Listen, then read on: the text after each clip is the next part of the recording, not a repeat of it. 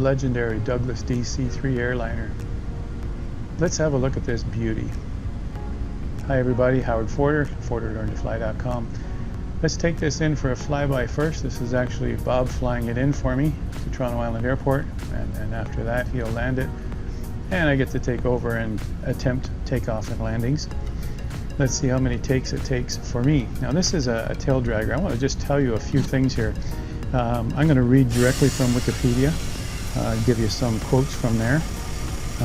The DC-3, propeller-driven aircraft, a lasting effect on the airline industry in the 30s and the 40s in World War II, developed as a larger, improved 14-bed sleeper.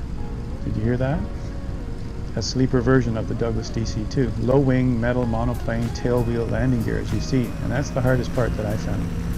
Powered by two 1,200 horsepower Pratt & Whitney twin Wasp radial piston engines. Cruise speed of 207 miles per hour. Capacity of 21 to 32 passengers, or 6,000 pounds cargo. At a range of 1,500 miles, it can operate from short runway. It's a thing of beauty, that's for sure, when you take a look at it. There were 607 aircraft built for civil back in 42, but and all the other variants, Soviet, Japanese, and all the rest of them, brought the total production to over 16,000. That's a lot. Many continue to see service in a variety of niche roles. There's roughly around 2,000 of them left.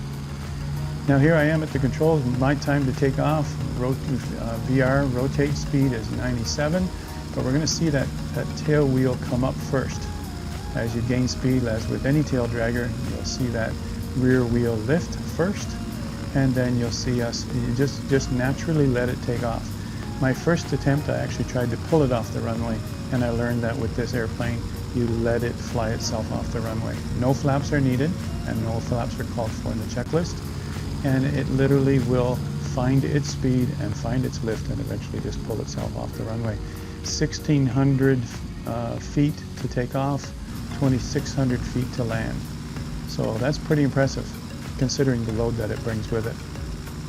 I found it very fast coming into land. I found it, I had to go around and do a second landing, and you'll even see in there I even had a bit of trouble. All right, so here's my attempt at landing now. Let's just see how well I do here. Not quite lined up yet, but I'm heading in the right direction. I've got my speed set properly. I do find that as I get about halfway between here and the runway, I do find that I'm falling a bit too fast. As you can see already, the threshold's starting to move up the screen. So that's something that probably in the third and fourth attempt I can refine even more, but I still made the runway, so any landing is a good landing. But as you can see, even now the shape of that runway looking ahead is like, yeah, that's a bit too shallow, and it gets even scarier after that. But no worries, I mean, I recover it. This is the replay now, and also do a replay from the tower, just to, so we can give them a heart attack also. But you can see here I've just given it some extra power to bring it back up again, and part of giving that extra power means that my landing isn't so smooth either. So any landing starts with a really good approach, and I bet after 2 or 3 more takes I could have this really down to a science. But so here we go. Here we are coming into 26 at Toronto City Centre Airport. And we'll just break and go for lunch at the airport restaurant. Yeah, after that, after white knuckling that control panel. You can certainly fly this. This is, I'm sure this is the default in Flight Simulator. I also have it in X-Plane, so great to have it. Now look at that. That's it sitting, resting on the runway, just coming up to a stop now. That's the angle that it is from takeoff and to land. So here's an outside view. Look at those flaps, great big barn doors sitting down there.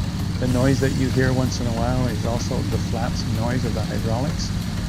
That's a bit jittery, so let's turn over to the control tower view and just see it from there and see us coming in and see how that looks from the control tower. Now there are some different liveries in here also with different color schemes you can pick out of here. I just use this one. Coming into the same thing now, this is replay, so it's the same exact landing. you'll see this getting a bit low before I get to the threshold, and you'll see it come up again.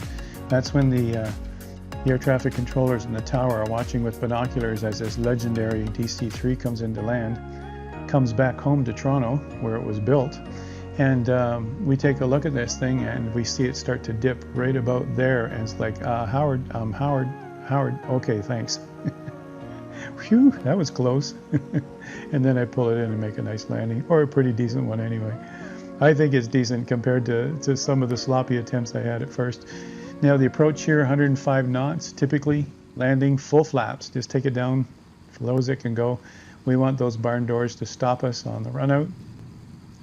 And you can see there just a touch of a bounce. Didn't quite get the third wheel down the same time, but then I recovered just fine. And I'll blame it on wind shear. That's what we do, right? Anyway, look at that beauty as it rolls in, as it comes to a stop. And I'm very pleased with this airplane. I'm going to take it out some more, that's for sure. But it's nice to be able to fly a legendary classic like this. You too can take it out of the hangar, take it for a spin, start to get to know this thing. So thanks Wikipedia for your description, and thanks Bensound for your sounds.